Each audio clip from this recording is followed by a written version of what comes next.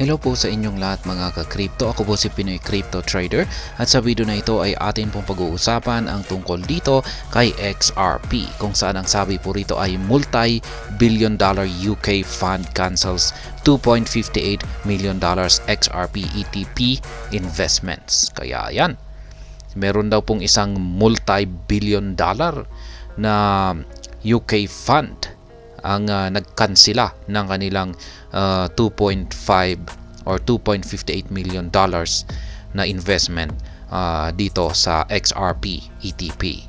Kaya yan, isa po itong hindi magandang balita para kay XRP kasi sayang, ang laki pa naman ito na pondo mula sa isang multi-billion dollar na UK fund. At yan na po, kinansila nila at atin pong aalamin yung dahilan rito kung bakit nila kinansila ang kanilang investment dito sa XRP ETP.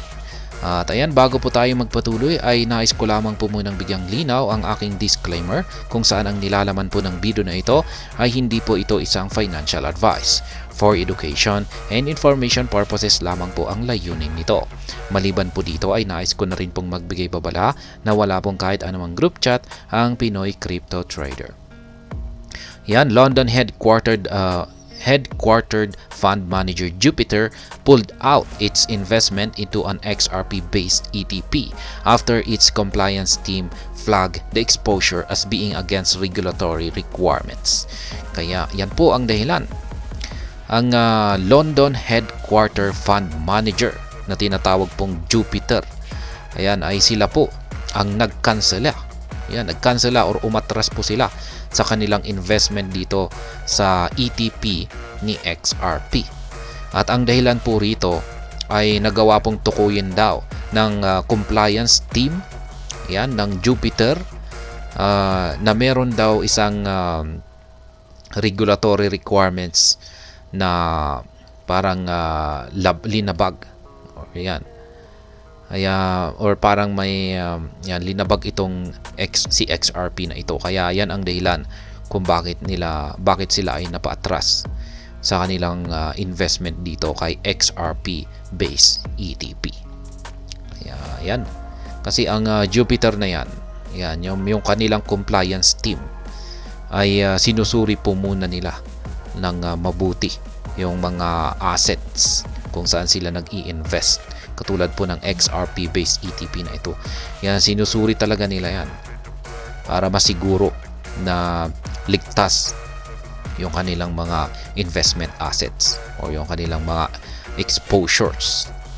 At ngayon, base po sa pagsusuri o pagsasaliksik ng kanilang compliance team, ay dito po nila nakita na si XRP ay meron daw po siyang issue pagdating sa regulatory requirements nito. Ayan. Jupiter Asset Management, a prominent fund manager with over $65.8 billion in assets under its purview, invested in an XRP-based exchange-traded product offered by 21 Shares. The investment was made in the first half of 2023 but was only recently uncovered in a recent report by the Financial Times. Kaya, ayan, nag-invest po pala sila noong taong 2023. Yan, yun nga lang at wala daw pong gaanong nakaalam noon. Ito lamang ay napag-alaman ng karamihan nung inilabas po ito or iniulat ng Financial Times. Kaya yan, ang Jupiter ay bumili po sila or nag-invest po sila dito kay 21 shares. Yan, sa ETP, sa XRP na ETP ng 21 shares. According to the report, the fund manager invested in the XRP ETP using its gold and silver fund, which is domiciled in Ireland. However, the investment was subsequently flagged as non-compliant as Irish authorities prohibit funds such as Jupiter from investing in cryptocurrencies. Yan yung ginamit daw po ng fund manager or si Jupiter, ayan, sa pag-invest dito kay XRP ETP ay ang kanilang gold at saka silver na fund. Ayan, kung saan ay domicile daw po ito sa bansang Ireland. Ngunit ang naging problema rito ay ito po ay flinag or itinuring ng Irish authorities na non-compliant yung investment na ito ni Jupiter. Yan, sapagkat ang otoridad ng Irish ay pinagbabawal po nila ang na mag-invest itong si Jupiter sa mga cryptocurrencies. Kaya yan po yung talagang tunay na dahilan dito. Yan, bawal po si Jupiter na mag-invest sa mga cryptocurrencies. Jupiter's gold and silver fund must comply with a set of rules called UCITS, Undertakings for the Collective Investment and Transferable Securities. Ireland extends its UCITS requirements to prevent funds from investing in cryptocurrencies.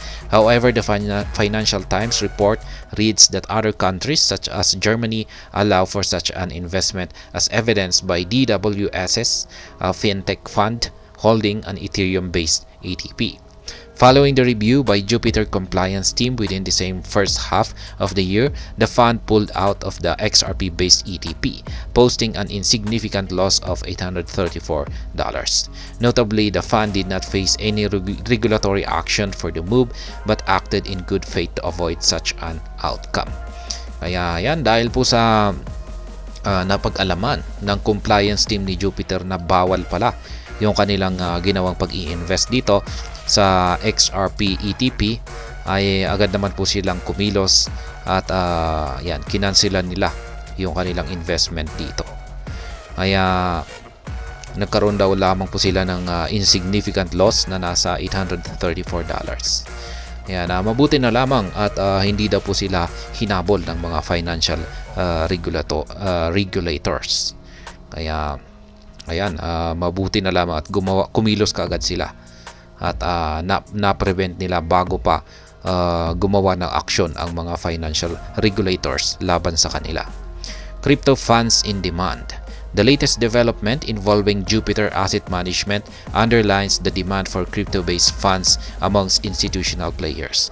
It also demonstrates that altcoins such as XRP are in demand despite Bitcoin's dominant market share. Meanwhile, US-based fund managers such as BlackRock, VanEck, and Franklin Templeton are already moving toward the potential launch of an Ethereum-based ETF.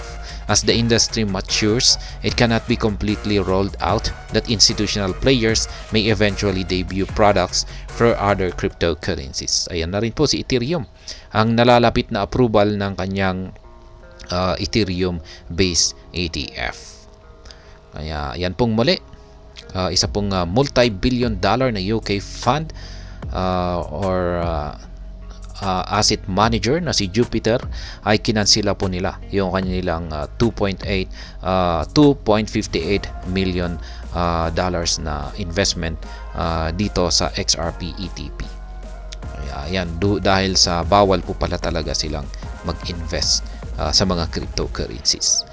Tayo hanggang dito na lamang po tayo sa video na ito. Sana po ay inyong nagustuhan ang aking paliwanag dito. Kung inyo po itong nagustuhan ay pakiclick lamang po ang like button nito. Para naman po sa mga bago lamang dito, kayo po ay aking inaanyayahan para mag-subscribe. Pakiclick na rin po ang bell icon nito dahil ito po ang siya magsisilbing notification nito sa mga bago kong videos na akin pong ina-upload sa aking YouTube channel na ito. Marami pong salamat sa panonood. Ingat po tayo lagi at God bless po sa ating lahat.